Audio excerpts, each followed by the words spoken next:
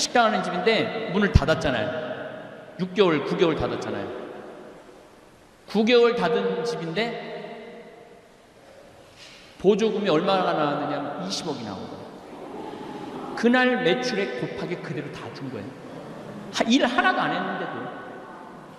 그러니까 하늘에서 그냥 돈을 뿌린 거야. 1 더하기 1은 2예요. 1 더하기 1은 10이 아니에요. 근데 우리는 1 더하기 1을 10으로 생각하고 20억짜리 멀쩡하던 아파트가 40억이 됐어. 이번에 다 그랬죠? 작년, 재작년에 40억이 되니까 갑자기 20억이 생긴 거야. 너무너무 행복한 거야. 주식도 2300선에서 샀는데 3300까지 올라갔어. 너무 행복한 거야. 내가 캐디 언니들한테 들은 얘기인데, 아니 캐디가 아닌가? 하여튼 나를 엄청 좋아하는 캐디 언니야. 그 캐디 언니한테 들은 얘기인데 무슨 얘기를 하느냐면 요즘 젊은 애들이 싹 사라졌대요. 골프장이 예약이 안 되거든요. 우리 같은 사람은 뭐 골프장 예약 꿈도 못 꾸죠. 뭐 회원권도 아무것도 없으니까. 그러니까 저도 운동을 하는데 올해 4번인가 밖에 못 나갔어요. 예약은 돈의 문제가 아니라 예약을 할 수가 없으니까. 그런데 젊은 애들이 다 들어와서 골프를 친 거예요. 걔네들 컴퓨터 잘 다루잖아요. 우리는 여러분 하면 1분 지나면 예약 끝났습니다. 그럼 이거 어떻게 된 거예요? 근데 걔네들이 1분 안에 예약을 다 끝내는 거예요. 근데 지금 골프장에 젊은 애들이 하나도 없대요. 네, 주식이 3,300에서 2,300으로 떨어져. 돈이 없는 거야. 40억짜리 아파트인데 20억으로 떨어져 갖고 자기가 생거지됐다고 생각을 하는 거야. 왜 인생을 그렇게 영혼을 파괴해가면서 살아요? 그냥 사는 집은 그냥 사는 집이지. 그걸 투자로 바꿔버리는 대한민국 국민들이 잘못한 거지. 그래서 여러분들은 제발 무슨 주식을 사갖고 돈이 뛰었다, 난 행복하다, 그 행복은 오래가는 행복이 아니에요. 내가 비트코인을 샀는데 비트코인 사지 말라고 내가 수도 없이 얘기했어요. 가상화폐라고. 가짜 화폐야. 가짜 화폐인데 왜 거기다가 5천만 원짜리를 집어넣고 그래? 그게 2009년에 나온 돈인데 그때 하버드 애들, 스탠포드 애들 그때 다 떼어먹고 다 걔네들 떠났어요. 그리고 누가 남은 거야? 어리삐리한 사람들. 돈도 없고 가진 것도 없지만 한탕 노려보는 사람들. 그런 사람들이 들어간 거예요. 그래갖고 자살을 하고. 왜 인생을 그렇게 사느냐 이거예요. 그렇게 살 필요가 뭐 있어. 이렇게 저를 많은 분들이 이렇게 이유를 모르겠어요. 저를 만지면은 울어. 아니 나를 만지면 웃어야지 왜 울어? 그 나를 만지고 우는데 끌어안고 울기 시작을 해 또. 뭐 한 분이야 뭐 좋을 수 있는데 그게 1000명이 그러면은요 혼이 나가요. 여러분도 한번 해봐. 한번 해봐. 해보면 알아. 네, 그래서 우리 직원들이 원래 제가 유명하지는 않지만은 그 김태희 씨 남동생이 연예인이잖아요. 연예인이고 그 김태희 씨는 제가 혼인 주례를 했으니까. 근데 이렇게 지나가면은 태희는 뭐 이렇게 모자를 쓰고 마스크를 쓰고 마스크를 쓰지만은 나는 마스크를 써도 교우들이 알아봐요. 목소리 때문에. 목소리만 이거 무슨 듣던 소리인데 어디서 들리는 거지? 네. 그러더니 나한테 심각하게 얘기를 하더라고요. 그 연예인 오래 한 경험으로 신부님은 로드 매니저가 10명은 있어야 된다고. 로드 매니저가 뭐냐면은 못 만지게 하는 사람들 10명은 있어야지. 신부님 스트레스 굉장히 많이 받을 텐데요. 그때 막 받으려고 그럴 때인데 그런 얘기를 해주더라고요. 그래서 제가 교만해서도 아니고 건방져서도 아니고 그런 건강상의 문제가 있어서 그렇게 하는 거니까 혹시라도 오늘 섭섭한 분이 있으면 그걸 털어버리세요. 그래야지 우리가 계속 행복한. 저는 이제 신부 생활한 지 한 30년 돼요. 이제 한 12년만 있으면 은퇴하거든요. 그때는 이제 뭐 끌어안고 울어도 좋고 우리 집에 하룻밤 자자고 그래도 좋고 그때는 다 될 거야 아마. 그때는 다 될 거예요. 그걸 희망을 하고 있어요 저도. 왜냐하면 사실은 사람이 제일 행복한 건 뭐냐면은 사랑하는 사람하고 좋아하는 사람하고 같이 이야기 나누고 수다 떠는 것처럼 좋은 게 어디 있어요. 그래서 젊었을 때는 우리 신부들 회의를 한 적이 있어요. 회의를 한 적이 있는데 신부 결혼 문제에 대해서 40대 중반까지는 결혼시켜야 된다. 투표를 했어요. 45세 이상은 절대 안 된다. 그래갖고 45세 이상이 훨씬 많으니까 그게 부결됐어. 뭐 우리가 결정한다고 결혼하고 안 이제 그 신부들의 상태를 본다고 아마 그 주교회에서 붙이라고 그러더라고요. 제가 이제 58인데 나보러 장가 가라고 그러면은 난 관둘 거야. 혼자가 얼마나 편안한데. 지금 마누라 눈치 보고 자식들 눈치 보고 눈치 볼 게 하나도 없잖아요. 그 신부가 얼마나 행복한 자리인지 몰라요. 코로나는 끝나지 않아요. 계속 돌고 돌면서 우리를 괴롭힐 거예요. 그래서 여러분들 면역력을 키워야 되는 거예요.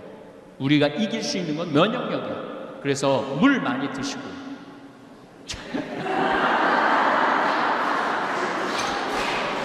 저는 요즘 물을 하루에 요 500ml를 한 3개 정도 먹어요.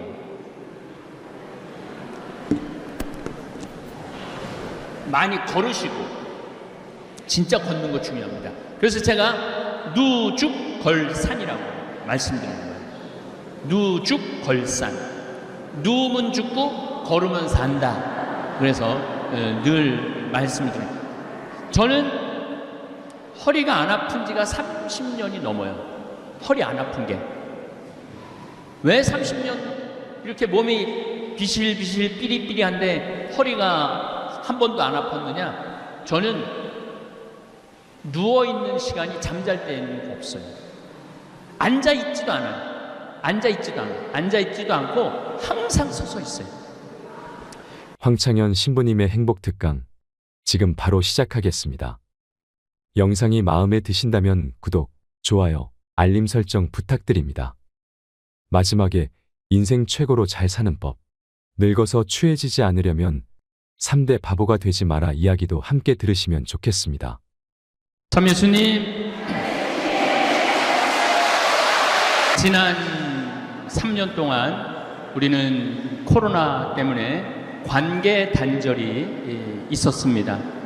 뭐 친한 지인들 또 심지어는 부모님도 자주 찾아뵐 수 없고 또 요양병원에 있는 부모님은 아예 만날 수 없는 그러한 아주 슬픈 시간들을 보냈습니다. 반대로 우리 천주교 신부들은 살아난 신부들이 엄청 많을 거예요. 따라다녔던 여자들이 3년을 안 따라다니니까 관계 단절이 생겼잖아요. 자연스럽게. 어떻게 좀 뛰어보려고 그랬는데도 안 떨어지고 막 이러는데 그 덕에 덕본 천주교 젊은 신부들이 있지 않을까 그런 생각을 합니다. 사실은 제가 외부 강의를 나가지 않아요. 코로나 오기 전부터 외부 강의를 하지 않았습니다. 왜냐하면 한 20년 정도 강의를 하다 보니까 혼이 다 나가버렸어요. 기가 다 빠졌어. 맑은 물을 떠서 내 강의를 듣는 분들한테 맑은 물을 떠서 줘야 되는데 물이 다 빠져갖고 진흙을 퍼서 주는 기분이 들더라고요. 진흙을. 그래서 좀 영적으로 좀 쉬어야 되겠다. 그래서 외부 강의를 나가지 않았어요.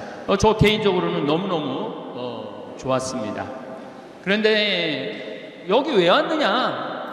외부 강의 안 나간다며. 그것도 명동 한 성당 한가운데로 왜 나왔느냐? 2년 때문에 그래요. 2년이 참 더러운 거예요. 2년이 좋기도 하지만은 참 뛸 수도 없고 안 뛸 수도 없고. 왜냐하면은 저는 물론 뭐 보좌 신부 때부터 강의 잘한다고 소문나고 수원교구에서 강의 많이 다니고 있었어요. 근데 중앙으로 진출하게 된 계기가 성, 가정, 선교회 여기 강의 나오면서부터 더 유명해졌던 것 같아요. 그래서 여기가 20주년이 됐잖아요. 20년 전부터 내가 여기 강의를 온 거예요. 그러니까 강의 오면서 그 어려운 된장, 간장, 고추장 들고 내가 또 쓴 책들 들고 와서 판 돈으로 생태마을 유지 운영하고 또 환경운동하고 그렇게 됐어요. 오늘은 된장, 간장, 고추장 안 들고 왔습니다. 청국장도 안 들고 왔습니다. 이제는 들고 다니지 않아도 택배로 주문이 되고 물량이 모자라갖고 뭐든지 뭐 완판이 되니까 물량이 모자라갖고 또 청국장 가루 먹고 여기 오늘 하나 갖고 온 건 있어요. 청국장 신부의 코로나 일기라는 책을 제가 썼습니다. 지난 화요일 날 나왔어요. 지난 화요일 날 나왔는데 이 책은 지난 3년 동안 우리가 코로나를 맞이해갖고 얼마나 당황하고 얼마나 국가 시스템이 무너지고 미국 그 잘난 미국이 그렇게 무너져 가는 거 세계 사람들 이기적인 일본 사람들이 우리나라 사람들을 제일 먼저 못 들어오게 한 극명한 그런 것들을 볼 수 있었죠. 거기에 덧붙여서 우리나라는 이 CCTV 잘 돼 있고 컴퓨터 확인망 잘 돼 있고 내 전화기 안에 전송 SNS 시스템이 잘 돼 있어갖고 내가 코로나가 걸렸다. 그런데 이제 지나갔어. 제일 내가 놀란 건 전라도 광주 어느 목욕탕에서 6명이 60명이 목욕을 했는데 거기에 확진자가 지나간 거예요. 놀라운 건 그 빨개 벗고 분명히 목욕했을 텐데 놀라운 건 그 60명을 다 찾아냈다는 거예요. 그래갖고 60명 다 찾아내갖고 확진자가 함께 목욕을 했으니까 가서 검사하라고.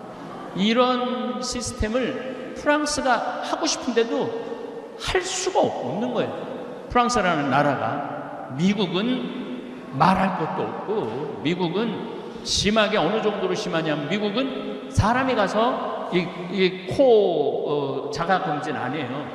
그 만나기 싫다고 어떻게 하냐면은 택배로 보내요. 이걸 해갖고. 그래갖고 이게 검진이 안 되면은 그냥 내보내. 그러니까 내 얘기는 아닌데 미국에 갔는데 내가 코로나가 걸렸어. 근데 한국도 못 들어가고 미국도 안 돼. 그래갖고 옆에 있는 사람 코로나 안 걸린 사람 콧구멍 후벼갖고 해갖고 보내고. 그래갖고 통과돼갖고 한국에 들어오고. 내 얘기는 아니에요. 내 얘기는 아닌데 이게 굉장히 허술해요. 굉장히 허술한데 우리나라는 시스템이 아주 잘 돼 있다. 그래서 여러분들 스트레스 받지 마시고 저도 코로나 걸렸거든요. 미국에서 걸렸어요. 아까 그거는 내 얘기는 아니에요. 그거는 내 얘기는 아닌데 몬테나 주립대학에서 잠비아의 최고의 학생을 골라서 선발하면 석박사를 무료로 해준다고. 그래서 그 총장을 만나러 갔는데 비행기 안에 거의 몬테나가 100인만 살아요. 마스크 쓴 사람이 한 사람이 없어요. 한 사람도 마스크를 안 썼어요. 나만 마스크를 쓴 거야. 나만 마스크. 근데 밥 먹을 때는 어쩔 수 없이 마스크를 벗어 거기서 저는 걸렸어요. 걸렸는데 한 3일 목이 갈갈하고 그러고는 그냥 검사하니까 음성으로 나오더라고요. 저뿐만 아니라 여러분들도 그렇게 코로나를 잘 이겨내시고 계시고 걸어야 돼. 걸어야지 면역력이 생겨요. 물을 많이 먹어야 돼. 그래야지 면역력이 생겨요. 그리고 청국장 가루를 많이 먹어야 돼.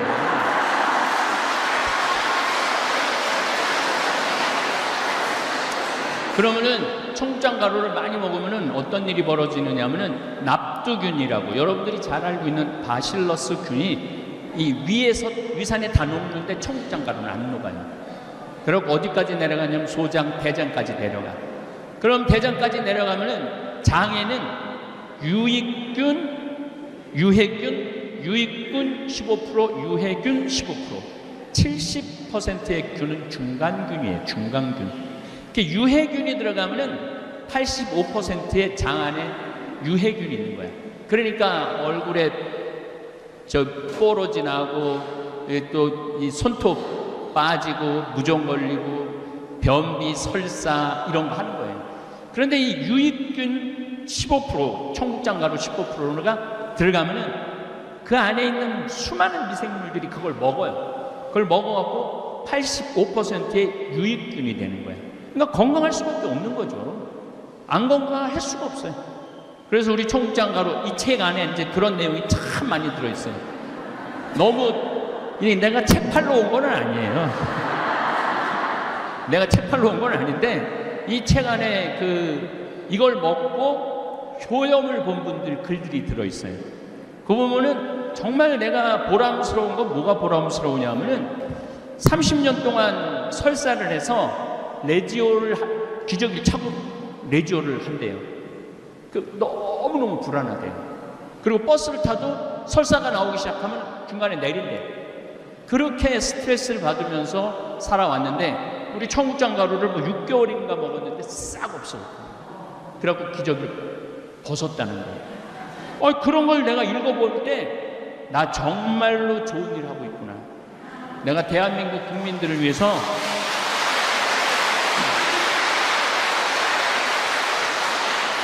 청국장 가루는 안 갖고 왔어요.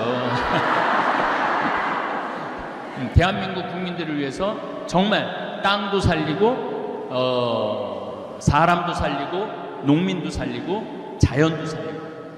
지금 오늘도 제가 김치도 하거든요. 김치를 하는데 김치를 어제 이제 처음으로 보냈는데 받은 분들이 너무 맛있다는 거예요. 근데 완전 유기농 제품이에요. 완전 모든 게 유기농 제품이야. 그거 왜 이렇게 다냐고 설탕 넣느냐고 그러는데 우리는 설탕 안 넣어요. 배즙을 넣어요. 배즙. 그래갖고 우리 OEM 해주는 회사가 신부님 이거 뭐가 남는 게 자기 이해가 안 된대. 뭘 남아야지 이 어려운 사업을 하지 왜 남기지도 않고 파느냐고. 그때 제가 그 대표한테 이런 말을 했어요. 나는 돈을 버는 사람이 아니다. 나는 행복을 파는 사람이다. 행복을.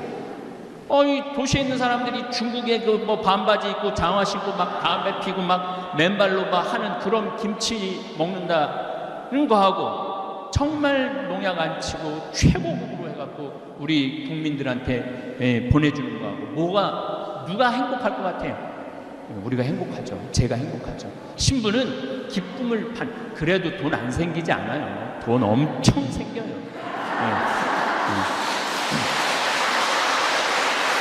우리는 지금 13년째 청국장 3만 원이에요. 3만 원.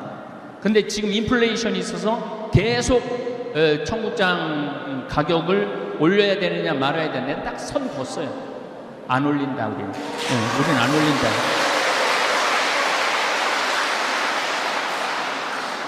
그리고 우리 생태마을에서 일하는 친구들 평균 나이가 31살이에요.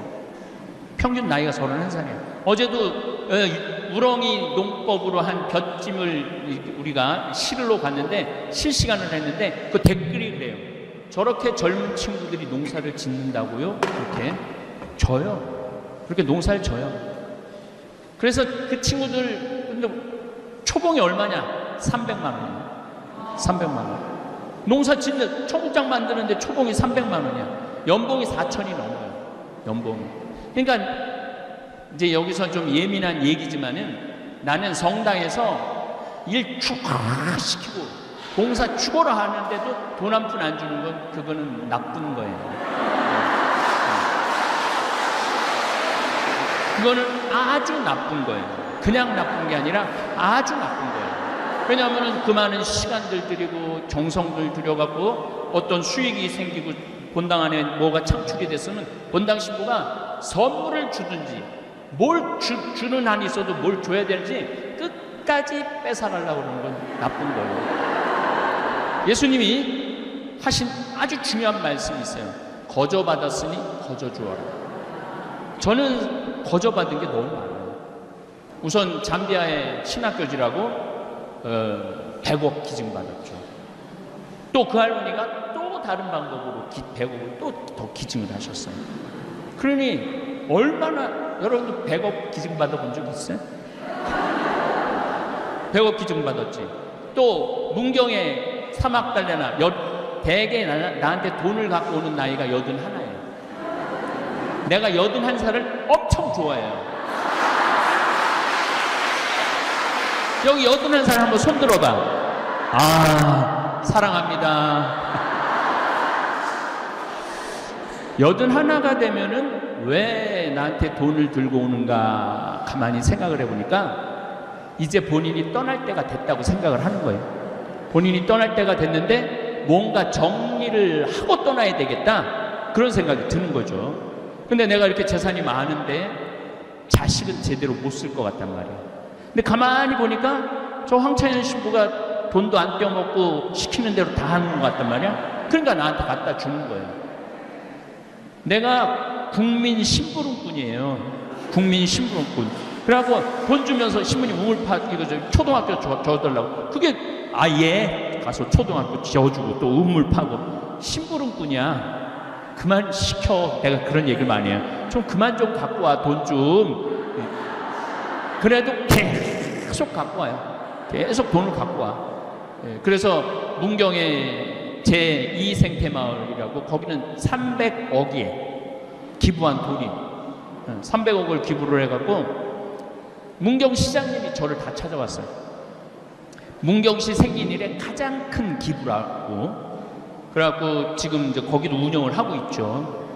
잠비아에 갔더니 대통령한테 땅을 좀, 농업대학 지으려고 땅을 좀 달라고 그러니까 내가 하느님한테 성당 마당에서 묵상하다 성당 마당에서 진짜로요 하늘을 쳐다보고, 하느님 근데 내일 대통령 만나는데 몇 평 달라고 그래요? 그랬더니 하늘에서 두 말도 안 하고 3,000헥타르 딱 그러더라고요. 3,000헥타르인가 보다. 그래갖고 이제 대통령 만나고 I need to 3,000 헥타르, 제가 영어로 이제 다 이제 브리핑도 영어로 하고 이제 그랬더니 대통령 눈이 이만해지는 거예요. 아니 그렇게 큰 땅이 왜 필요하냐고. 나 농업대학 줘야 되니까 필요하다고. 그 크기가 얼마인지 저 몰랐어요. 나중에 이제 인터넷에서 찾아보니까 계산 찾아보니까 1,000만 평이야. 1,000만 평. 여의도가 80만 평인데 여의도 12배를 부른 거예요. 미친 거지 내가. 그래갖고 대통령한테 또 1,000만 평 받았죠. 그리고 샌 버나디노라고 미국의 우리 최대제 신부님이라고 예수의 신부님이 피정집을 열심히 꾸몄어. 열심히 꾸몄는데 한국으로 발령이 났네. 우리 신부들은 발령 나면 끝이거든요. 그래서 이 신부님이 찾아본 거야. 이 좋은 6만 평이야 거기. 미국의 6만 평. 이걸 누가 잘 쓸 수 있을까 생각하니까 내가 제일 잘 쓸 것 같대. 그래갖고 나한테 신부님 이거 맡아주면 안 되느냐고. 그래갖고 내가 맡았어요. 맡아갖고 지금 싹 다 정리해갖고 이제 오픈했어요 벌써. 벌써 오픈을 했어. 이번 4월인가 5월에 받았는데 지금 10월에 오픈을 했어. 그러니까 내가 심부름 머슴 중에 나 같은 머슴이 없어요.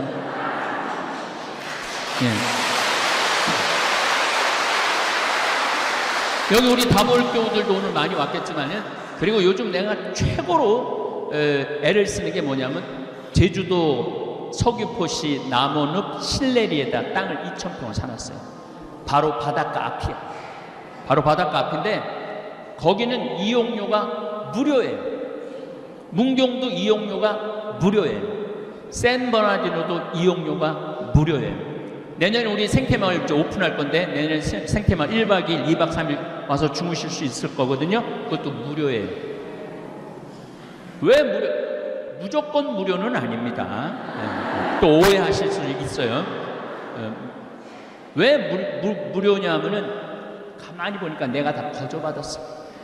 거저받았는데 거기 돈 받아갖고 한다라는 건 그는 하느님답지 않은, 그리스도답지 않는 그런 결정인 것 같아요. 제가 왜 무료로 하려고 그러냐면은 나 열심히 해. 근데 늙었는데 돈에 주머니에 돈이 없어. 어디 좀 가서 몇 주 좀 쉬고 싶은데 그 돈 때문에 집에 그냥 정말 저기 뒷방에 쥐 숨어 있듯이 그냥 숨어서 죽지도 않고 그냥 계속 20년, 30년을 있으면 너무 불쌍하잖아요. 그러니까 제주도도 한 달 살아보기, 잠자리는 공짜로 대주겠다는 거예요. 먹을 거는 본인이 가고 슈퍼에 가고 뭐 사다가 조리장을 만들어 줄 테니까 그래서 한 달 정도 걸어보라고. 돈 없이도 좀 살아볼 수. 우리 가톨릭 교우들이 얼마나 성당에 돈을 많이 내요. 신축한다고 돈 내. 1차원금 있어, 2차원금 있어, 교무금 있어. 또 큰 성당의 교우들은 시골 성당에서 또 뭐 해달라고 도와달라고 와. 꽃동네 도와줘야 돼. 계속. 그러니까 이제까지는 계속 내기만 했단 말이야. 아, 이거 안 되겠다. 이제는 좀 교회가 좀 우리 교우들한테 값없이, 이건 이사야 예언서에 나와요. 값없이 꿀과 술을 사서 먹어라, 이 말이 나와요. 정말 값없이 좀 편안하게 좀 갈 수 있는 공간. 그 아프리카도 이제 여러분 한 3달 가 있을 수 있어요. 아프리카도 한 3달 정도 가서 애들 몸도 씻겠대. 내가 정말 제주라고는 1도 없다. 근데 난 아프리카 가서 봉사하고 싶다. 애들 씻겨주면 돼. 샤워 시설 싹 다 해놓을 거니까. 그리고 애들 예쁘게 씻어갖고 예쁘게 입혀갖고 집에 보냅니다. 얼마나 좋아. 그리고 빵 굽는 기술도 우리가 만들 거니까 빵 구워갖고 그거 씻으러 오는 애들 하나씩 주고. 씻기만 해도 95%의 아이들이 안 죽는다는 거예요. 물이 없고 안 씻기 때문에 아이들이 죽는 거예요. 1347년에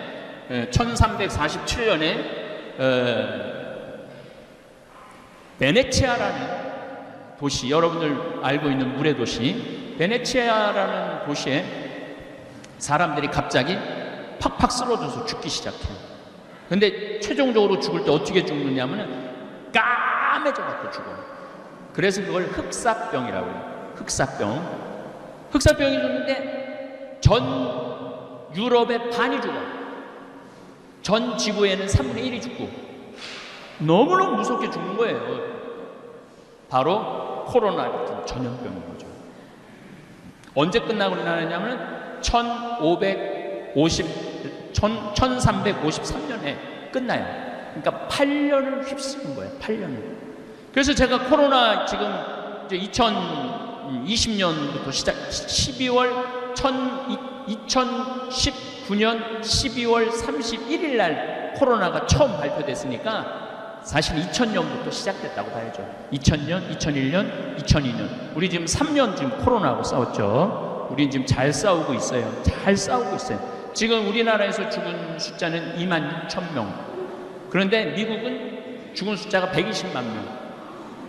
그러니까 우리나라가 다른 나라의 100분의 1 정도밖에 안 죽어요. 코로나에 걸려서.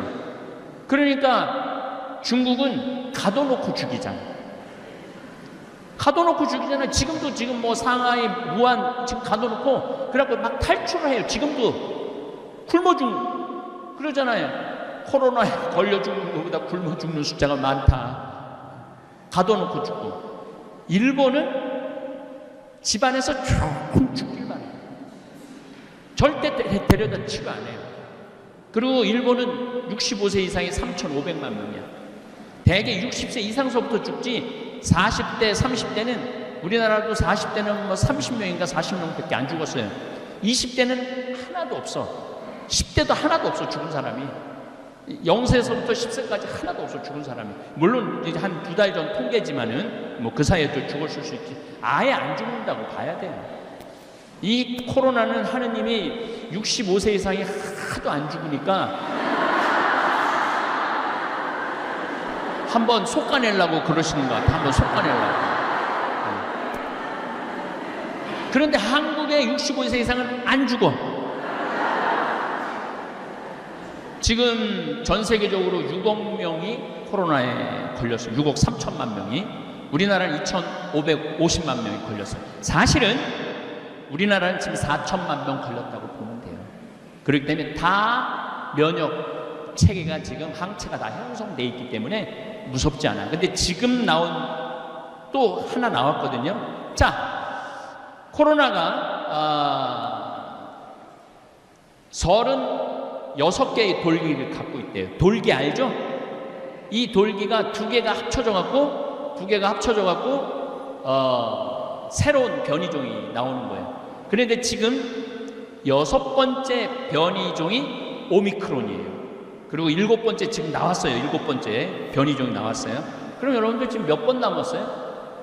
18번으로 생각을 하면 아직도 11번 남은 거예요. 그러니까 11번까지 싸워야 돼. 그렇게 끝난다고 생각하면 안 돼요. 손 씻고 마스크 꼭 하시고. 저는 뭐 아까 저기 앉아서 우리 교우들하고 서서 눈 인사 좀 나눴는데 코로나가 무서워갖고 악수를 하는 게 아니고 이렇게 저를 많은 분들이 이렇게 이유를 모르겠어요. 저를 만지면은 울어. 아니 나를 만지면 웃어야지 왜 울어? 그 나를 만지고 우는데 끌어안고 울기 시작을 해 또. 뭐 한 분이야 뭐 좋을 수 있는데 그게 1000명이 그러면은요 혼이 나가요. 여러분도 한번 해봐. 해보면 알아. 그래서 우리 직원들이 원래 제가 유명하지는 않지만은 그 김태희 씨 남동생이 연예인이잖아요. 연예인이고 그 김태희 씨는 제가 혼인 주례를 했으니까. 근데 이렇게 지나가면은 태희는 뭐 이렇게 모자를 쓰고 마스크를 쓰지만은 나는 마스크를 써도 교우들이 알아봐요. 목소리 때문에. 목소리만 이거 무슨 듣던 소리인데 어디서 들리는 거지? 그러더니 나한테 심각하게 얘기를 하더라고요. 그 연예인 오래 한 경험으로 신부님은 로드 매니저가 10명은 있어야 된다고. 로드 매니저가 뭐냐면은 못 만지게 하는 사람들 10명은 있어야지. 신부님 스트레스 굉장히 많이 받을 텐데요. 그때 막 받으려고 그럴 때인데 그런 얘기를 해주더라고요. 그래서 제가 교만해서도 아니고 건방져서도 아니고 그런 건강상의 문제가 있어서 그렇게 하는 거니까 혹시라도 오늘 섭섭한 분이 있으면 그걸 털어버리세요. 그래야지 우리가 계속 행복한. 저는 이제 신부 생활한 지 한 30년 돼요. 이제 한 12년만 있으면 은퇴하거든요. 그때는 이제 뭐 끌어안고 울어도 좋고 우리 집에서 하룻밤 자자고 그래도 좋고 그때는 다 될 거야 아마. 그때는 다 될 거예요. 그걸 희망을 하고 있어요 저도. 왜냐하면 사실은 사람이 제일 행복한 건 뭐냐면은 사랑하는 사람하고 좋아하는 사람하고 같이 이야기 나누고 수다 떠는 것처럼 좋은 게 어디 있어요. 그런데 이놈 혹사병이 딱 왔는데 하느님만 믿으면 모든 게 다 된다고 그러더니 성당에 가서 기도하는데 성당에서도 썩어 죽네. 신부들도 죽네. 주교들도 죽네. 교황님은 아예 바깥에 나오지를 않으네. 그러면서 그 7년 사이에 교회가 뭐 엄청나게 성스럽고 거룩한 줄 알았더니 까보니까 우리하고 똑같아. 아무것도 아니야. 그리고 옛날에 미사도 어떻게 지냈어요? 저기 제대 있듯이 여러분들은 안 쳐다보고 이렇게 하고 미사를 끝까지 지냈어요. 끝까지. 개무시하는 거지. 이렇게 마주보고 미사한 게 50년 채 안 돼요. 마주보고 여러분들 함께 마주하고 한 게 50년이 채 안 돼요. 그리고 금욕주의를 했단 말이야. 금욕주의. 무슨 금욕주의를 했느냐면은 생리기간에는 같이 잠을 자면은 그 죄야. 그리고 너무 밤에 자주 자도 죄야.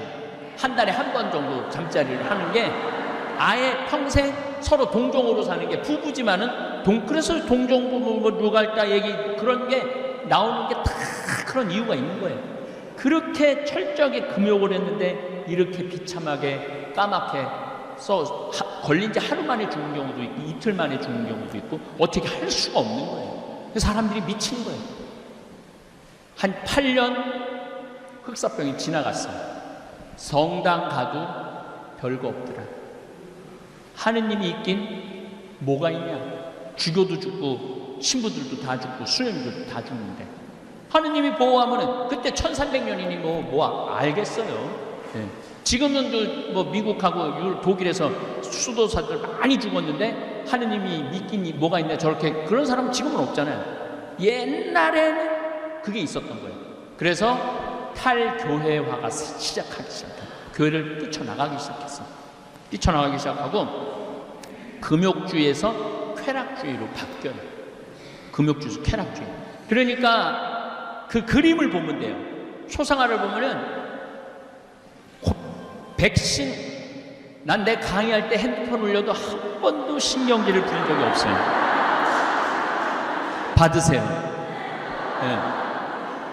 그 초상화를 보면은 그러니까 패스트 이전에는 다 모자 다 쓰고, 그리고 아주 거룩한 모습을 다 그렸어요.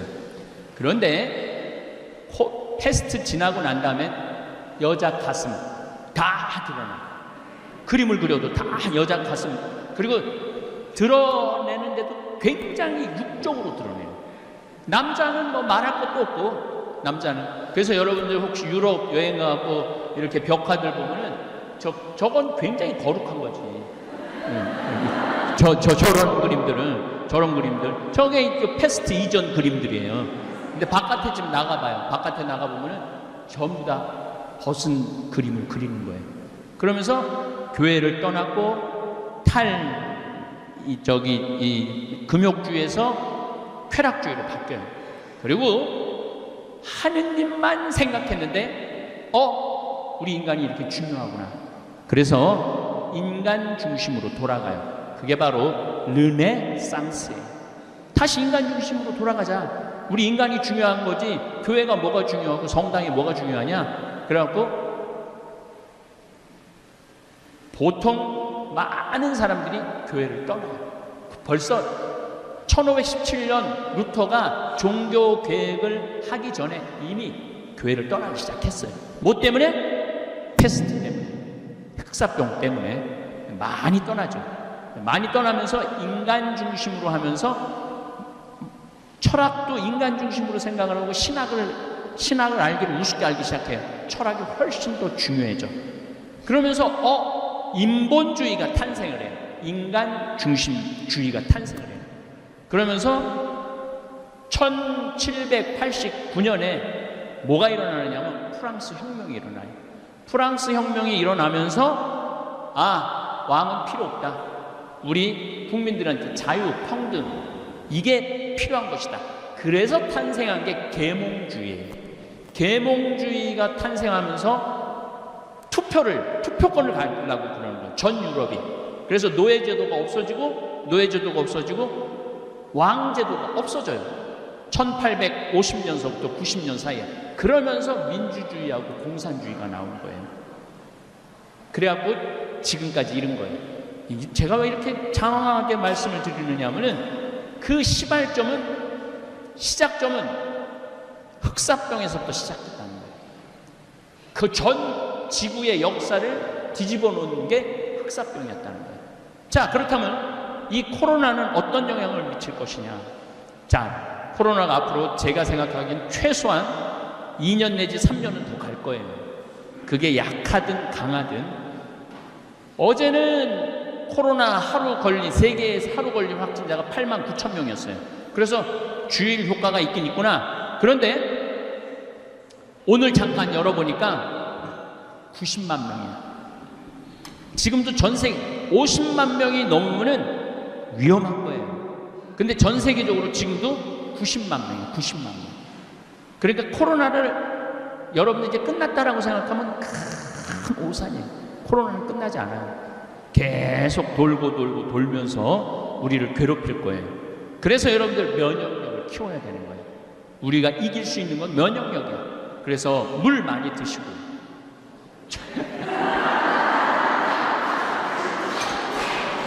저는 요즘 물을 하루에 500ml를 한 3개 정도 먹어요.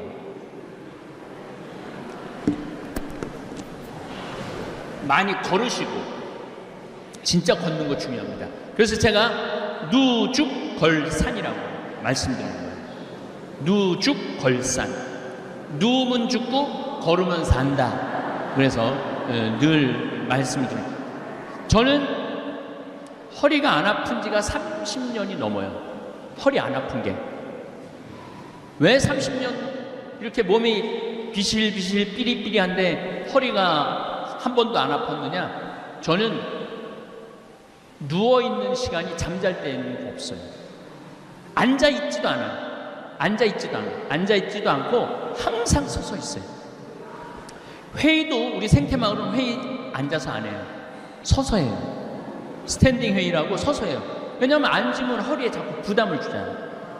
네. 그래서 저는 30년 동안 이렇게, 그리고 이제 강의할 때 내가 늙었나 강의할 때 전화가 와요. 시모님 앉아서 하실 건가요? 서서 하실 건가요? 그런, 앉아서 하면 책상 준비했는데, 나는 앉아서 강의해봤던 적이 우리 신부들한테 강의할 때 외에는 앉아서 해봤던 적이 없어요. 그 신부들이 이상해. 꼭 책상을 갖다 놓고 마이크를 갖다 놓고 거기다 강의를 하라고 그래. 물론 내가 다시 일어나서 하지만은, 그러니까 여러분들 집에서 누워갖고 소파에서 텔레비전 보는 시간이 많으면 많을수록 여러분들은 허리가 아플 거다, 분명히. 근데 내가 텔레비전을 집에서 서서 본다, 그럼 허리는 안 아프다. 서서 본다, 허리 안 아픈 거예요. 네. 그래서 항상 서 있는 훈련이 중요합니다. 자, 그렇다면은 면역력 키워야 된다는 걸 첫 번째로 말씀을 드렸어요. 그리고 자, 2021년부터 20년, 21년, 22년 전 세계적으로 헬리콥터 머니라고 하늘에서 돈을 뿌린 거야. 미국이 무려 얼마를 돈을 뿌렸느냐면 5조 달러를 뿌렸어요. 5조 달러. 상상이 안 가죠? 5조 달러. 제가 미국 이제 1년에 한 두세 번 갔다 오는데, 식당 하는 집이에요. 식당 하는 집인데 문을 닫았잖아요. 6개월, 9개월 닫았잖아요. 9개월 닫은 집인데 보조금이 얼마나 나왔느냐면 20억이 나온 거예요. 그날 매출액 곱하기 그대로 다 준 거예요. 일 하나도 안 했는데도. 그러니까 하늘에서 그냥 돈을 뿌린 거야. 우리나라도 많이는 안 뿌렸지만 그래도 엄청 뿌린 거예요. 우리나라도 엄청 뿌렸어요. 사람들이 무슨 생각을 해요? 일 안 해도 돈이 국가에서 나오네? 그리고 젊은 애들이 일 안 해도 돈 나오네, 국가에서? 굳이 힘들게 일을 안 하는 거야. 그래서 지금 구인난이 미국이고 한국이고 일할 사람이 하나도 없어요. 며칠 전에도 우리 큰형하고 놀기로 했는데 큰형이 못 나왔어. 왜 못 나왔냐니까 일할 사람이 없어서 사장이 일을 하는 거예요. 사장이 일을 하는 거예요. 돈은 많지 일할 사람은 없지. 그러니까 뭐가 되느냐면 인플레이션이 되는 거예요. 그리고 지금 미국은 며칠 전에 들은 얘기인데 1시간에 25달러를 줘도 올까 말까래요. 1시간에 25달러면은 우리나라 돈으로 어디 보자, 14,000원, 28,000원, 35,000원. 1시간에 35,000원. 8시간 만약에 노동을 했다면 얼마예요? 38, 24, 25만원 내지 26만원을 줘도 그릇 닦고 안 나온다는 거예요. 그러니까 큰 일인 거죠. 이 정신이 완전히 피폐해 있는 거죠. 정신이 피폐해 있는 거죠. 자, 인플레이션이 있으니까 이 인플레이션을 잡기 위해서 뭐를 해? 고금리를 잡는 거예요. 고금리. 지금 막 7%, 8% 정도 금리가 올라가잖아요. 아니, 영끌이라고 영원을 모아갖고 부동산하고 주식을 샀는데 주식은 3,300선에서 2,300선으로 떨어졌네. 환율은 1,200원에서 1,450원으로 올라갔네. 부동산은, 그러니까 제가 이제 요약본을 오늘 내가 이제까지 성가정 성교회에서 와갖고 강의한 내용을 좀 요약을 좀 하고 내려갈 거거든요. 무슨 얘기를 쭉 해왔나? 1 더하기 1은 2예요. 1 더하기 1은 10이 아니에요. 근데 우리는 1 더하기 1을 10으로 생각하고 20억짜리 멀쩡하던 아파트가 40억이 됐어. 이번에 다 그랬죠? 재작년에 40억이 되니까 갑자기 20억이 생긴 거야. 너무너무 행복한 거야. 주식도 2,300선에서 샀는데 3,300까지 올라갔어. 너무 행복한 거야. 내가 테디 언니들한테 들은 얘기인데, 아니 테디가 아닌가? 하여튼 나를 엄청 좋아하는 테디 언니야. 그 테디 언니한테 들은 얘기인데 무슨 얘기를 하느냐면 요즘 젊은 애들이 싹 사라졌대요. 골프장이 예약이 안 되거든요. 우리 같은 사람은 골프장 예약 꿈도 못 꾸죠. 회원권도 아무것도 없으니까. 그러니까 저도 운동을 하는데 올해 4번인가 몇 개 못 나갔어요. 예약은 돈의 문제가 아니라 예약을 할 수가 없으니까.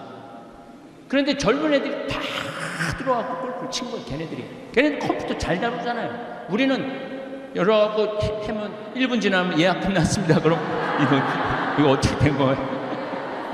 근데 걔네들이 1분 안에 예약을 다 끝내는 거예요. 근데 지금 골프장에 젊은 애들이 하나도 없대요. 네, 주식이 3,300에서 2,300으로 떨어져. 돈이 없는 거야. 40억짜리 아파트인데 20억으로 떨어져갖고 자기가 생 거지됐다고 생각을 하는 거야. 왜 인생을 그렇게 영혼을 파괴해가면서 살아요? 그냥 사는 집은 그냥 사는 집이지. 그걸 투자로 바꿔버리는 대한민국 국민들이 잘못한 거지. 이런 지금 코로나 이후의 얘기를 하는 거예요. 코로나 이후에. 코로나 이후나 이전이나 똑같은 거죠. 그래서 여러분들은 제발 무슨 주식을 사갖고 돈이 뛰었다, 난 행복하다. 그 행복은 오래가는 행복이 아니에요. 내가 비트코인을 샀는데 비트코인 사지 말라고 내가 수도 없이 얘기했어요. 가상화폐라고. 가짜 화폐야. 가짜 화폐인데 왜 거기다가 5천만 원짜리를 집어넣고 그래? 그게 2009년에 나온 돈인데 그때 하버드 애들, 스탠포드 애들 그때 다 떼어먹고 다 걔네들 떠났어요. 그리고 누가 남은 거야? 어리삐리한 사람들. 돈도 없고 가진 것도 없지만 한탕 노려보는 사람들. 그런 사람들이 들어간 거예요. 그래갖고 자살을 하고. 왜 인생을 그렇게 사느냐 이거예요. 그렇게 살 필요가 뭐 있어. 하루 밥 세끼 먹고 맛있게 먹고 살면 되지만 나도 여기 지금 와갖고 하동간에 가갖고 아침 겸 점심 먹었거든요. 맛있더라고. 밥 세끼 맛있게. 또 우리 김장김치 지금 받아본들 맛있죠? 예. 네. 그거 뭐 큰 돈 드는 거 아니거든. 뭐 거기다가 우리 청국장 가루까지 먹으면은 이건 뭐 아니 청국장 가루 먹고 삶의 질이 달라졌다는 분들이 너무너무 많아요. 그래서 이 책을 꼭 사서 보셔야 돼. 이 책 내가 오늘 갖고 왔거든요. 예, 이 책을 꼭 사서 보셔야 돼요. 이 책을 읽어보시면은 제 3년 동안 코로나에 관련된 내용도 있고 박현민 신부님 상담 이야기도 있고 여러분들이 효과 본 거를 올린 글을 여기다 다 넣어놨어. 그래갖고 아까 노기순인가 자기 103페이지에 자기 얘기 나왔다고 좋아하더라고.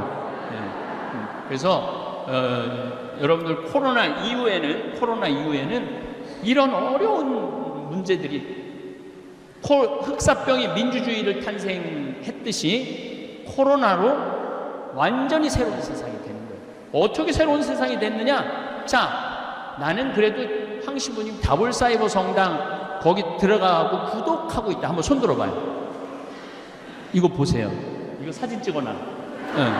아니야, 이거 굉장히 중요해. 잠깐 들어보세요. 나는 구독하고 있다. 자, 이거 굉장히 중요합니다. 영상으로도 잠깐 좀 찍어. 이게 왜 중요하냐면 세상이 바뀐 거예요. 이게 바뀐 대표적인 모습이에요. 한번 감사합니다. 내려보세요. 이게 우리가 지금 28만 8,900명이에요. 이제 오늘 내일이면 29만 명 정도 될 거예요. 29만 명 정도 되는데 단일 성당으로 29만 명 신자 거느린 성당이 어디 있어요? 없죠? 그리고 우리 다볼사이버 성당 교우들은 착해. 말을 너무 잘 들어. 이번에 작년에 5,000명 굶는 사람들이 많아갖고 목사님들이 나한테 편지를 했어요. 나 굶어 죽는다. 애가 셋 있고 학비도 내야 되는데 교회 월세도 내야 되는데 아무것도 교인 못 모이게 하니까 3개월인가 4개월 우리 못 모이게 했잖아요. 우리 굶어 죽는다. 그래갖고 목사님 30분한테 쌀을 보내줬어요. 그리고 5,000명한테 쌀을 보내줬어요. 그것도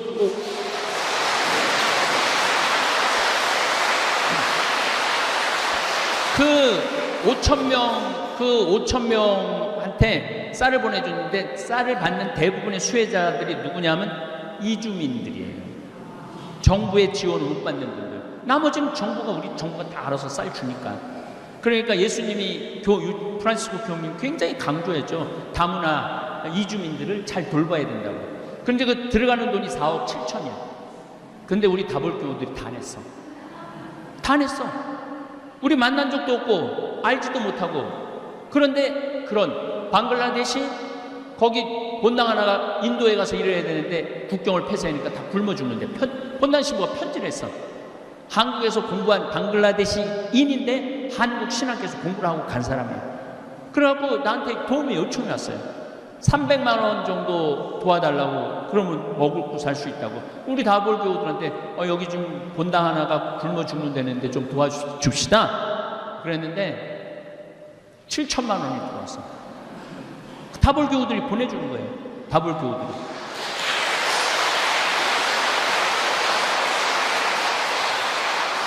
박수 칠 일은 굉장히 많아요. 다 소개할 수는 없고 캄보디아, 미얀마, 필리핀, 콜롬비아 오랜만에 강의를 하니까 열을 막 내네.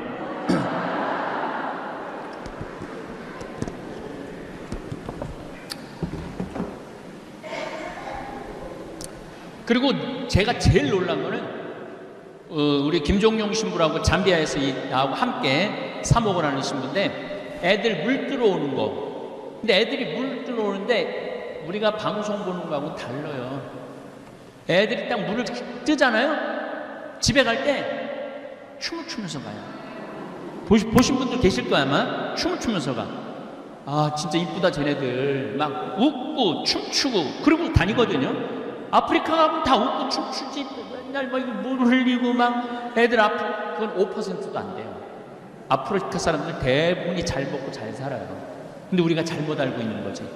예. 그래서 아프리카 사람들을 사람도 아닌 것이 짐승도 아닌 그런 잘못된 인식을 심어주는 게 전부 다 구호단체에서 그것만 내보내서 그래요. 건강한 모습을 내보내면 더 기부 더 할 거예요. 와, 우리가 내갖고 저 목욕을 하네, 쟤네들이. 우리가 내갖고 쟤네들 교복을 입고 학교 운동장에서 공을 저렇게 기쁘게 차네? 그럼 보내요. 그 대표적인 예가 저잖아요. 나는 한 번도 돈 보내달라고 그런 적이 없어. 공식적으로 나 뭐 필요하니까 돈 좀 보내주세요라고 얘기한 적이 한 번도 없어요. 신학교 질 때만 좀 도와달라고 얘기를 했죠. 그건 돈이 많이 들어가니까. 그런데 지금 한 50억 썼어요. 근데 지금 얼마가 남아있느냐면 60억이 남아있어요. 아, 왜 자꾸 돈을 보내? 나한테, 그러니까 나는 좀 집에서 쉬고 싶은데 돈을 보내니까 또 가서 일해야 될 거 아니야. 그냥 국민 머슴이라니까, 국민 머슴.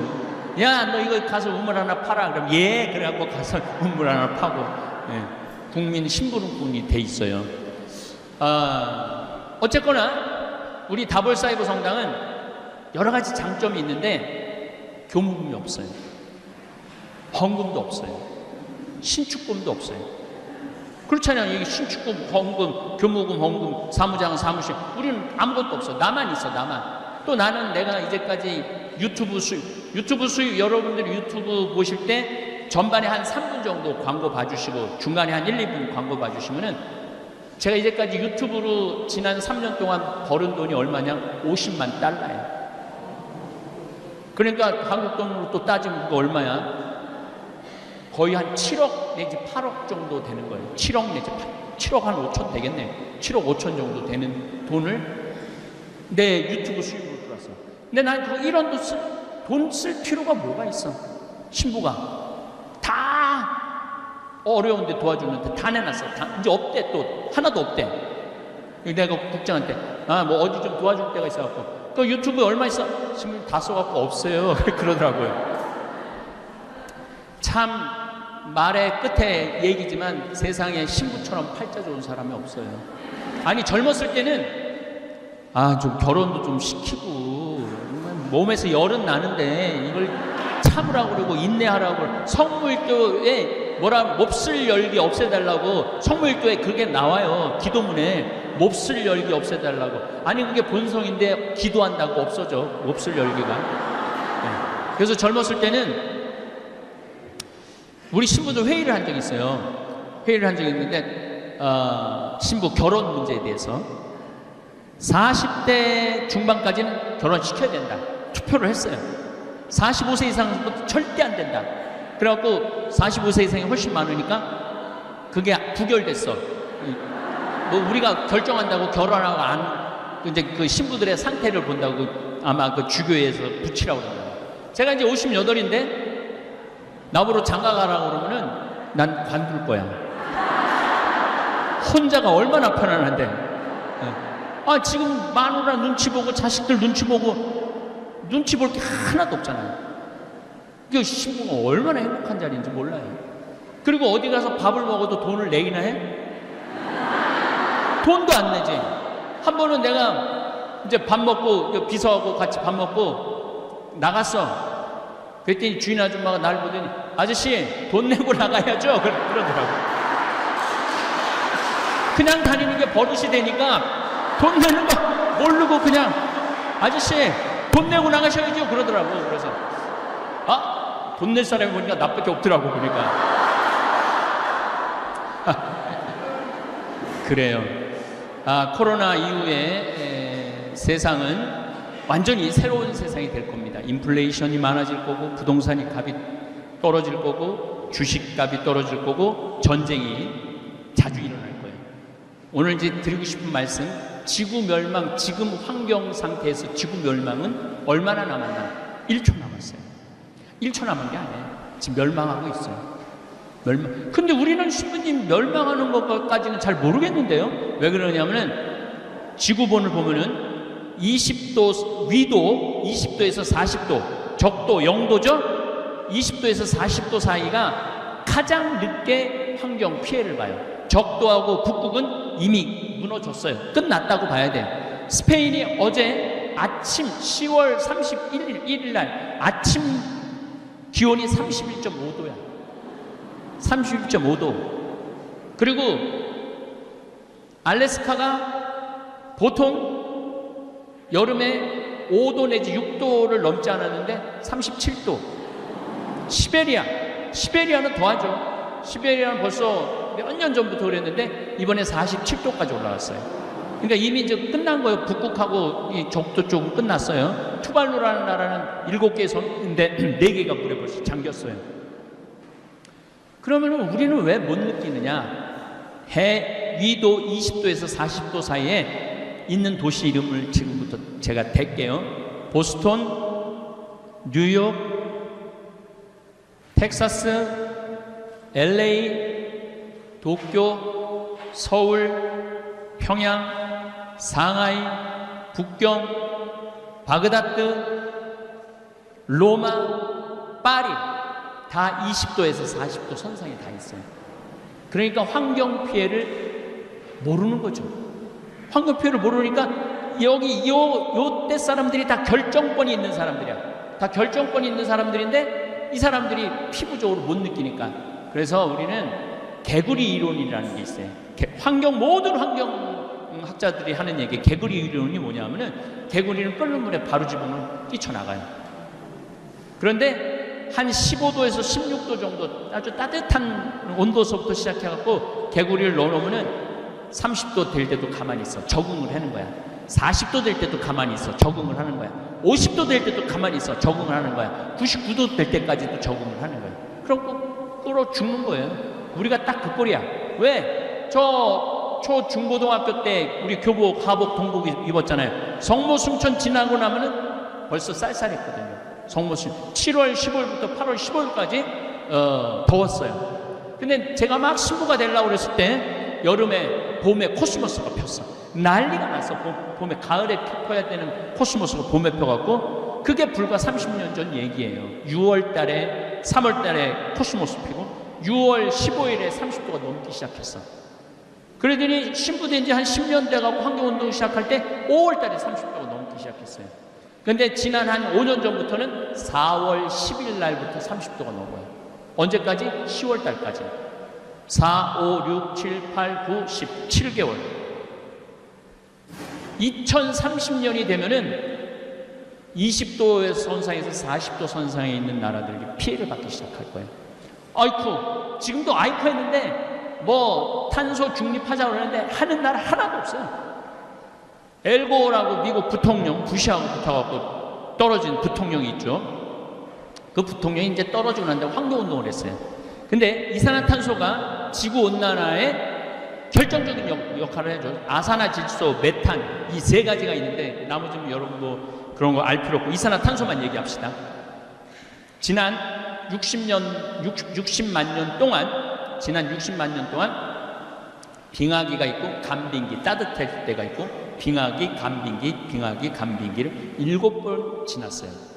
그동안 싹 죽고 싹 살아나고 싹 죽고 싹 살아나고 그랬거든요. 그런데 이산화탄소가 300ppm을 넘지 않았어요. 300ppm을. ppm이라는 건 뭐냐면 파트 퍼 밀리언. 무슨 뜻이냐면 100만 개의 공기 알갱이 중에 이산화탄소가 300개 있는 거예요. 근데 평균적으로는 250개 있었어요. 만약에 이산화탄소가 400ppm, 400 알갱이가 되면 지구는 막 끝난다고 기후학자들이 수도 없는 책에다 써놨어. 그런데 작년에 이산화탄소가 418ppm이에요. 그러니까 끝난 거예요. 끝난 거야. 다행히 우리는 38도 선상에서 살아가고 그 위험성을 지금 못 느끼고 있는데 앞으로 7년 내지 8년만 지나고 나면 끝난 거예요. 아니 지금 끝나가고 있는 거예요. 그래서 제가 문경에다가 건물을 지으려고 그러다가 포기했어요. 끝났는데 뭐하러 건물을 줘? 카라반으로 가는 거지. 카라반으로 가요. 진짜로. 그 다음에 샌버나디노도 땅도 좋아요. 거기도 카라반으로 가요. 여주 실내리도 멋있는 호텔식으로 지으려고 그랬는데 끝날 건데 뭐하러 호텔식으로 몇백억 들여서 저 카라반으로 다 가요. 제 이 결정이 저는 옳다고 생각을 해요. 그게 시대를 읽는 사람의 또 지혜이기도 하다는 생각이 듭니다. 자, 제가 여기 가정성교에 와갖고 처음에 한 강의가 뭐냐면 화가 나십니까? 화가 나십니까? 강의했었어요. 아니 내가 시동생이 시집 와봤더니 7살, 8살이야. 코칠질이 어버 키웠어. 그래갖고 좋은 대학까지 보냈어. 내가 환갑이 됐어. 시동생이 나한테 유럽 여행권을 줄래나 민크 코트를 줄래나. 그래갖고 봉투를 하나 내고 갔는데 가슴이 떨렸어. 여행권이 들어있어. 딱 열어보니까 10만 원 들어있는 거야. 화 나요 안 나요? 화나죠? 내가 저를 어떻게 키웠는데 10만 원? 이건 나를 욕하는 거나 마찬가지야. 그렇게 화나는 일이 한두 개가 아니에요. 그런데 가만히 보면은요, 다 내 중심으로 생각하고 살아서 화가 나는 거지. 그 시동생도 일이 있겠지. 자식도 키워야 되고 아파트 사놓은 거 이자도 내야 되고 해야 되고 할 게 너무 많은 거겠지. 내 바람이 높으면은 화가 나게 돼 있어요. 그래서 여러분들 누구한테 바라지 마세요. 그래서 거기서 이어진 게 자신 껴안기야. 자신 껴안기. 왜 내 행복을 남편한테 떠넘겨? 왜 내 행복을 자식한테 떠넘겨? 남편이 옷도 안 사주고 외식도 안 시켜주고 여행도 안 시켜주면은 이렇게 말한단 말이야. 지지리 복도 없는 년. 남편 복이 없다고. 근데 자식은 더 속썩이네. 지지리 복도 없는 년, 남편 복도 없는 년이 자식 복까지 없네. 나 갈비 하나 사준 적이 없네. 이 자식 새끼들이. 남편이 남이 잘해줘야지 내가 행복해요? 내가 나한테 잘해줘야 돼요. 그동안 20년 동안 30년 동안 애 많이 썼잖아. 창현아, 너 애 많이 썼다. 내가 너 갈비 한번 사줄게. 가자. 그리고 내가 나한테 사줘야 되는 거. 내가. 남이 나한테 사줘야 되는 게 아니라 내가 나한테 사줘야 되는 거예요. 그래서 여러분들 오늘부터 내 행복을 이웃한테 전가하지 마세요. 나 스스로한테 잘해주면 돼. 내가 대구에 그 한 본당에 강의를 갔는데 그 본당 신부가 성수학 박사학위를 땄대. 성수학 박사학위를 따갖고 너무 신이 나갖고 그 도서관에 올라가고 나 박사학위 땄다고 그러려는데 한 놈도 쳐다보는 놈이 없대. 왜냐면 걔네들도 빨리 논문 통과해야 되니까 누가 박사 딴 거 관심이나 있어요? 없죠. 아무도 없는 거야. 그래갖고 축하한다는 말도 듣지 못하고 그래서 자기 방에 가서 거울을 보고 자기가 끌어안아주면서 그랬대요. 베드로야, 너 정말 수고 많이 했다. 박사학위 해서 너 정말 기특하다. 그러니까 좀 마음이 좀 풀리래요. 여러분들도 마찬가지예요. 여러분들 열심히 살았잖아요. 여기까지 온 거 자체만 해도 열심히 하지 않으면 오지 않아. 네.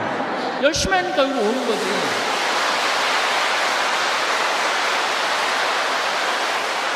그리고 또 한 가지 있어. 속 터지는 일 없으면 여기 안 와 또. 열심히 하는데 속이 터지는 거야. 열심히 하는데 속이 터지는 거야. 뭔가 나도 좀 분출하고 싶어. 나도 뭐 찬양하고 싶어. 여기 찬양팀 있지만 그래서 여기 여러분들 모이는 거예요. 그렇게 열심히 하는 자기한테 마리아야 너 정말 수고했다. 마리아 너 정말 이제까지 열심히 잘 살았다. 아이들도 잘 키우고 기특하다. 갈비 먹으러 가자. 갈비 먹으러 가. 그 다음에 또 제가 여기 와서 한 강의 중에 하늘나라 여권이라는 강의를 했어요. 하늘나라 여권. 하늘나라 여권이 뭐냐면은 아니 미국을 가도 여권이 있는데 하늘나라 올라가려면 여권 있어야 돼 없어야 돼? 근데 여권을 열었는데 도장이 하나도 없어.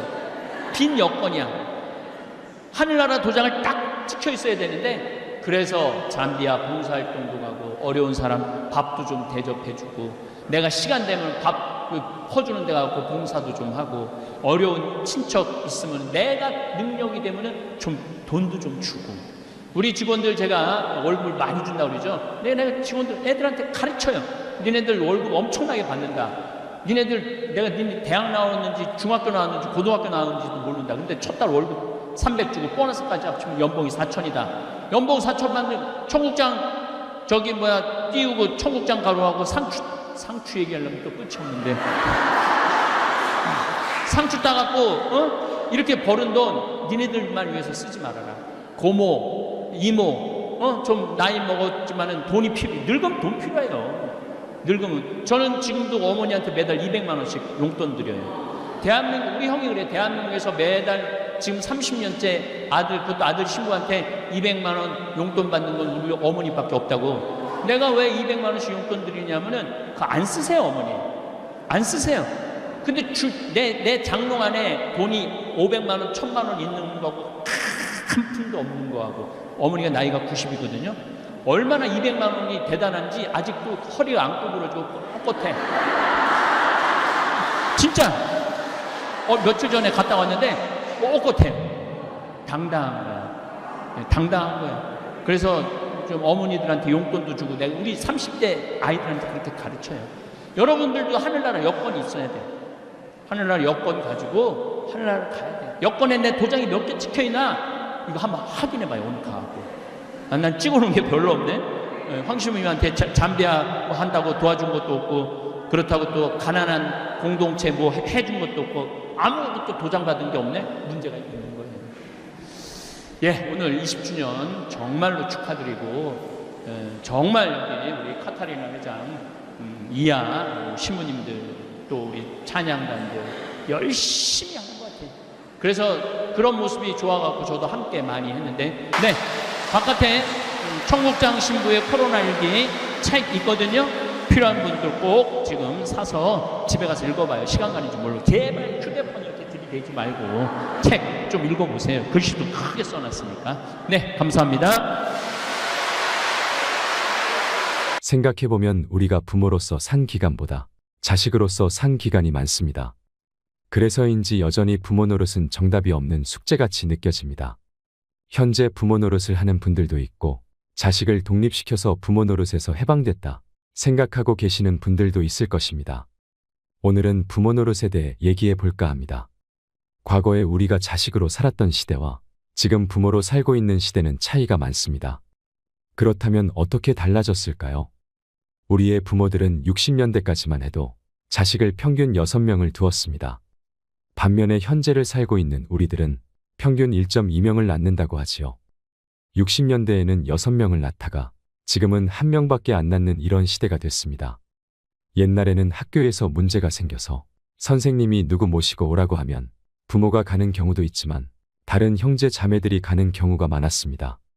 왜냐하면 부모님은 바쁘고 형제 자매의 나이 차이가 거의 학부모라고 할 만큼 차이가 났기 때문입니다. 옛날에 아이를 기르는 시대에는 길렀다는 표현보다는 자기들끼리 자랐다 이렇게 이야기하곤 합니다. 그런데 지금은 1명이나 2명을 낳으면 부모들이 자식 돌보는 일에 시간을 쏟습니다. 아침에 학교에 데려다주고 학교가 끝나면 다시 데려다가 학원 보내야 되고 또 그 다음에 영양 보충시켜야 되고 또 부모들끼리 모여가지고 어느 학원이 좋은지 정보도 교환해야 되고 이런 일을 하고 있습니다.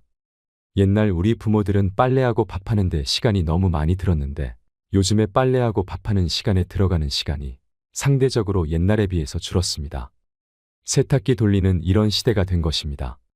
그리고 부모들이 교육은 받았겠다. 자식들을 자기가 못한 거 시키려고 자식을 잘 기르려고 하는 경쟁은 심해졌습니다. 그래서 자식에 대한 보호 수위가 엄청나게 높아졌습니다.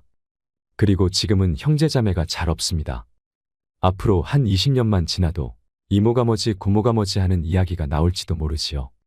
지금의 자식들이 성장해서 결혼을 하면 부모와 같이 사는 인생이 아니고 독립해서 나와 배우자 두 사람의 인생이 시작됩니다. 요즘에 많은 엄마들이 마치 그 자식과 평생 같이 살 수 있는 것처럼 착각을 하는 경우가 있습니다. 하지만 그렇지 않습니다. 인생이라는 게 별게 아닙니다. 숫자로 본 우리의 인생은 부모 밑에서 살다가 성인이 돼서 독립을 하고 배우자와 가정을 이룰 때 그리고 자식을 낳아서 기르면 세 식구 그리고 더 세월이 흐르면 두 식구 그리고 다시 한 식구로 줄어들게 되는 게 인생입니다. 남자와 여자가 평균 수명이 7년이 차이가 나는데 남자가 대체로 빨리 죽습니다. 남편이 3살 더 많다고 하면 여자가 혼자 살아야 하는 세월이 10년입니다. 그런데 사람들이 대부분 이런 생각을 안 합니다. 노후 준비하라 그러면 대개 남자가 자기 죽을 때까지만 생각하며 준비를 하지요. 그런데 이런 생각을 해본 적이 있나요? 대개 환갑 정도를 맞으면 자식들이 결혼을 합니다. 그러고 나면 환갑부터 30년이 남습니다. 그 30년은 다시 부부가 사는 거예요. 행복이라고 하는 것은 자기가 바라는 것을 이룰 때 행복이라고 하는데요. 그런데 자식이 독립을 해서 자기도 자식을 낳고 살고 있는데 왜 용돈 안 주냐 이렇게 기대를 하면 행복할까요? 불행할까요? 간단한 겁니다. 그러니까 자기가 자식에게 어떻게 기대하고 사느냐 하는 게 나의 행복을 결정하는 중요한 변수라는 것입니다. 그게 자식뿐만이 아닙니다. 배우자에게 뭘 기대하세요? 자기가 기대하고 있는 게 많으면 많을수록 행복 지수가 떨어집니다.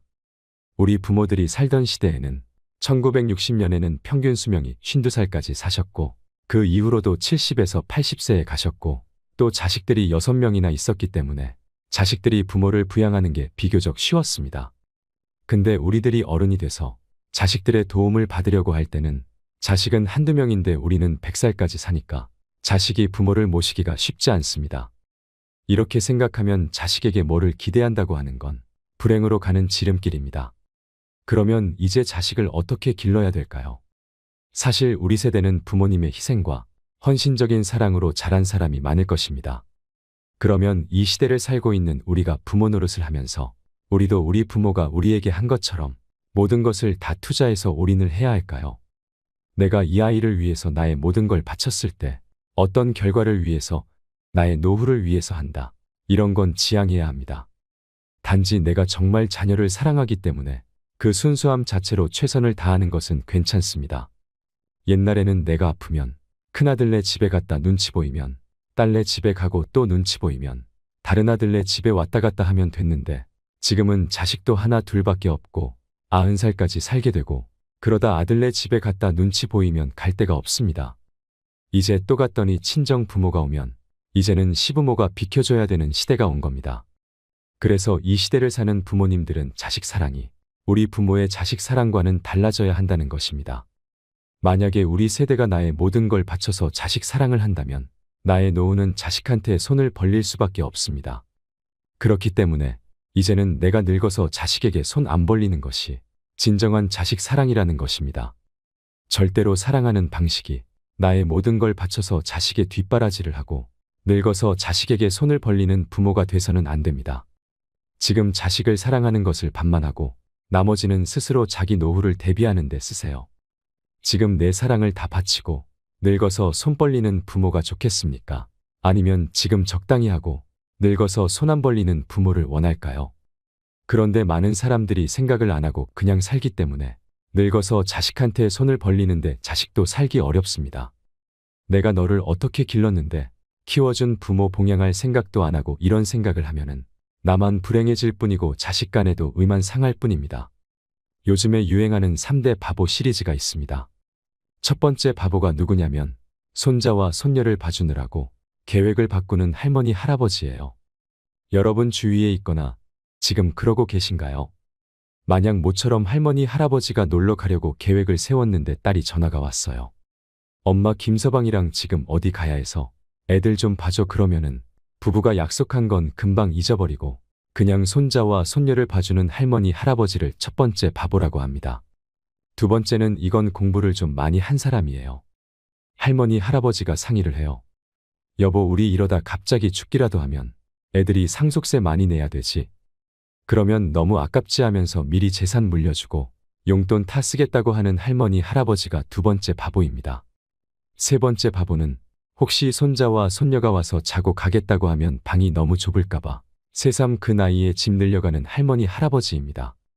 지금 제가 말씀드린 세 종류의 바보를 보신 적이 있으신가요? 말로는 그런 사람은 안 된다 하더라도 현실적으로는 그게 잘 안 됩니다. 지금 제가 말씀을 드릴 때는 그래 그럴 것 같다. 나도 바꿔봐야지 해도 이게 잘 안 됩니다. 그래서 굉장히 어려운 겁니다. 혹시 자식이 서운하다고 뭐라 그러면 내가 노후에 너한테 손 안 벌리려고 그러니까 오해하지 말길 바란다 하시면 됩니다. 우리가 이제 연금도 내고 세금도 꼬박꼬박 내는데 국가 차원에서의 책임을 생각해보면 옛날에는 젊은 사람들이 많아서 노인들을 봉양할 만큼 세금이 돌아갔습니다. 그런데 이제 우리가 노인이 됐을 때는 인구는 줄어드는데 노인의 수는 많아지니까 젊은 사람이 부족해서 세금으로 감당이 안 되는 겁니다. 이것이 현실입니다. 그러니 나이 들어서 어떡하지 고민만 하고 있지 말고 지금부터라도 내가 1차적으로 대비를 해야 합니다. 노후에 어떻게 살지를 국가와 자식만 믿고 있으면 안 됩니다. 반드시 깨달으시기 바랍니다. 지금 제가 이야기하는 걸 들으면 자식들한테 다 주지 말고 반만 뒷바라지하고 반은 남기라고 그랬는데 난 이미 해버렸는데 어떡하냐 하는 사람도 있습니다. 늦었다고 생각되어도 지금부터라도 그렇게 실천하면 됩니다. 그러니까 오늘부터라도 무리하지 마세요. 손녀 손자 봐주다가 건강 잃는 것도 내 남은 인생을 망치는 길입니다. 내 몸도 적당히 쓰고 아껴야 자식에게 나중에 짐이 되지 않습니다. 지금 당장 눈에 보이는 가까운 것만 보지 말고 멀리 내다보세요. 50, 60이 되어서 이혼을 하면 요즘에는 재산을 똑같이 나누라고 하는 판결이 많이 나옵니다. 그러니 이제 더 이상 못 참겠다 하고 황혼 이혼도 많아집니다. 특히나 가부장적인 구조에서 자라고 살았던 사람들은 남성이 나이가 들어서 퇴직을 하고 집에 들어앉으면 이제까지 내 중심으로 했던 것들이 흔들리기 시작합니다. 만날 사람은 줄어들고 와이프는 밥 차려줄 때마다 눈치 주고 자식들은 아버지와 안 친하니 말도 안 하고 젖은 낙엽처럼 되어버리는 겁니다. 그러니까 지금부터라도 남은 인생을 함께 보낼 부부가 서로에게 잘하고 존중해주고 대화도 많이 나눠보고 친구들이나 자식과의 관계도 좀 신경을 쓰고 배우자가 말하면 고개를 끄덕여주고 이렇게 사는 연습을 해야 됩니다. 무엇이든 어려움을 해결하는 길은 사실은 간단한 게 아니라 뼈를 깎는 아픔이 있어야 합니다. 내가 죽고 나서도 내 자식은 40년을 살아야 합니다. 그러면 그 시대를 살아갈 내 자식이 이 사회에서 따돌림 받지 않고 어디 가서든지 본인이 하고 싶은 걸 마음껏 할 수 있는 삶을 살아가도록 하는 것이 우리 부모의 역할이 아닐까요? 어떻게 나이 들어가야 되는지를 말씀드리겠습니다. 나이가 든다는 것은 그저 죽어가는 현상이 아니라 건강하게 살기 위해 힘쓰는 과정이라고 할 수 있습니다. 나이가 들어갈수록 여기저기 몸이 고장나고 아픈 것은 자연스럽고 당연한 것입니다. 젊은 사람처럼 안 된다고 너무 욕심을 부릴 필요는 없습니다. 하지만 어떻게 관리하고 극복해 나가느냐에 따라 우리의 남은 생이 훨씬 더 행복할 수 있습니다. 노년기에는 아픈 사람이 많고 이 때문에 오래 산다는 것도 마냥 축복으로 받아들이기 어렵다는 인식이 있습니다. 아픈 곳이 많은 노년기에는 어떤 삶을 살아야 할까요? 흔히 나이가 든 사람 중에는 아픈 사람이 많다고 생각합니다. 하지만 실제로는 노인 중에서 아픈 사람보다 건강한 사람의 비중이 훨씬 높아지고 있다고 합니다. 젊은 사람보다 노인의 수가 더 많아지는 세상이라 70, 80대에도 건강하게 팔팔하게 사는 사람이 많은 것입니다. 따라서 70이 넘으면 아픈 데가 많아질 텐데 걱정이다 해서 70대에 내가 할 일이 무엇일까로 생각을 바꾸는 것이 좋습니다. 나이가 들어도 일상생활을 그대로 유지해야 합니다. 늙는다는 것은 죽기 위한 변화가 아닙니다. 새로운 인생을 살기 위한 변화와 기회라고 봐야 합니다. 나이가 들었다고 포기하지 말고 생명이 허락되는 날까지 최선을 다해서 살아가는 자세가 필요합니다. 대부분 나이가 드는 것을 부정적으로 생각합니다. 시작이 아니라 끝을 향해 가고 있다고 인식하지요. 나이가 드는 자연적인 현상을 어떻게 받아들이는 게 좋냐고 묻는다면 저는 이렇게 말합니다. 늙었다는 것은 누가 결정할까요? 50대까지는 젊고 60대부터는 늙은 걸까요? 아니면 60대까지는 젊고 70대부터는 늙은 걸까요? 늙음은 내가 결정하는 것입니다. 나의 선택입니다. 나이가 몇 살인지는 중요하지 않습니다. 작년보다 혹은 지난달보다 뭔가를 잘하게 됐으면 더 잘한 것이지 더 늙은 게 아니지요. 반면에 나는 늙어서 못한다고 포기해버리면 늙음이 되는 것입니다. 우리 스스로 나이듦을 부정적으로 보는 시각을 바꿀 때 건강하고 당당한 삶을 살아갈 수 있습니다. 지혜롭게 나이 드는 방법이 있습니다. 나이가 들어갈수록 생활 속에서 원칙을 지키며 살아가야 합니다. 저는 3가지를 강조하고 싶습니다. 첫 번째는 하자입니다. 뭐든지 해야 합니다. 나는 나이가 많아서 못한다. 나는 기운이 없어서 못한다고 하지 말고 자신이 할 수 있는 일을 찾아서 해야 합니다. 두 번째는 주자입니다. 예전의 노인은 가족이나 이웃의 도움이 필요한 사람이었습니다. 이제는 독립적으로 살면서 가진 것을 나눠주는 사람이 되어야 합니다. 재능을 나눠주는 것도 좋습니다. 능동적인 나눔이 꼭 필요합니다. 세 번째는 배우자입니다. 계속 공부해야 합니다. 세상은 격변하고 있고 변화를 따라가야 합니다. 지금 세상은 나와 상관없는 세상이라고 외면하고 눈과 귀를 막아버리면 안 됩니다. 새로운 것이 있다면 열심히 배워야 합니다. 행복하게 나이 들기 위한 기본 원칙 3가지를 일상에서 적용하는 방법이 있습니다. 나이 들어서 더 잘 사는 사람들의 8가지 공통점을 찾게 되었습니다. 인생을 살아가는데 도움이 되는 8조목을 말씀드립니다. 1조목은 움직이자입니다. 부지런하게 움직인다는 것은 정말 중요합니다. 가만히 있어서는 안 됩니다. 노동을 하거나 운동을 하고 집안일을 하면서 몸을 계속 써야 합니다. 건강을 얻는 것은 꾸준해야 하고 건강을 잃는 것은 한순간입니다. 건강을 지키는 것은 본인만을 위한 것이 아닙니다. 아무것도 하지 않고 움직이지 않는 것이 몸을 아끼는 것이 아닙니다. 무리하지 않는 선에서 움직이는 삶을 살아가시길 바랍니다. 2조목은 마음을 쏟자입니다.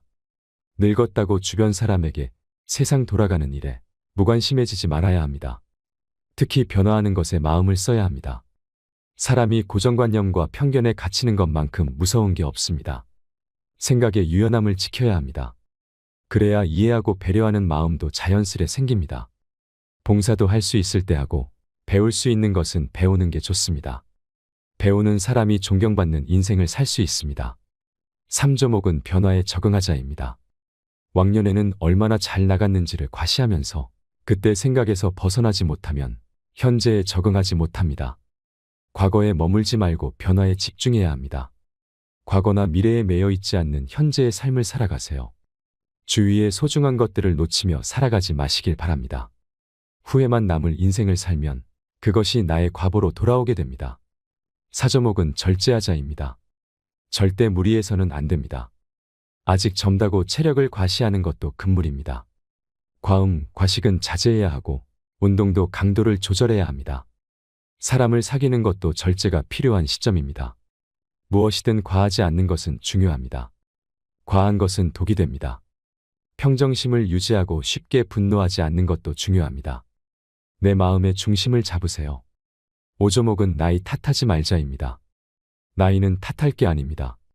무엇을 할지 말지는 나이가 결정하는 것이 아닙니다. 내가 결정하는 겁니다. 나이 때문에 이것도 안 되고 저것도 안 된다고 말하시는 분들이 있습니다.